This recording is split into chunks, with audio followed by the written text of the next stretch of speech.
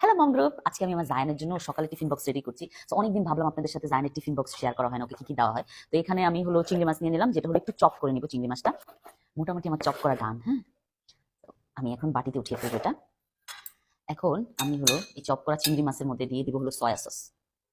তো আমি একটু চিলি ফ্লেক্স দিয়ে দিচ্ছি, তারপর হলো একটু ব্ল্যাক পেপার দিয়ে দিচ্ছি। হ্যাঁ, আচ্ছা এখন দিয়ে দিচ্ছি টমেটো সসটা। হ্যাঁ, তো মেরিনেশন করা যেই এটা ছিল তোমার চিংড়ি মাছটা ছিল, এটা এখন আমি একটু বাটার দিয়ে কুক করে দিব।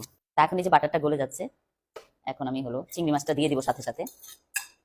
বেশি কুক করা যাবে না চিংড়ি মাছটা, কারণ হলো বেশি কুক করলে তোমার চিংড়ি মাছটা শক্ত হয়ে যাবে। তো সেই জন্য অনেক অল্প টাইম কুক করতে হবে, 2 থেকে আড়াই মিনিট কুক করলেই হয়ে যাবে। তো এই যে মোটামুটি আমি প্রায় এটা আড়াই মিনিট কুক করলাম। এখন আমি এটা বাটিতে ঢেলে নিলাম। আমি এই রুটিটা ইয়ে থেকে স্বপ্ন থেকে কিনে এনেছিলাম, তা এখন আমি রুটিটা দিব। একটা রুটি কিন্তু হয়ে গেছে, তাই না? তারপর হলো দিব হলো একটু চিংড়ি মাছ, তারপর হলো দিব হলো একটু মজারেলা চিজ, কারণ বাচ্চাদের ফেভারিট হলো মজারেলা চিজ।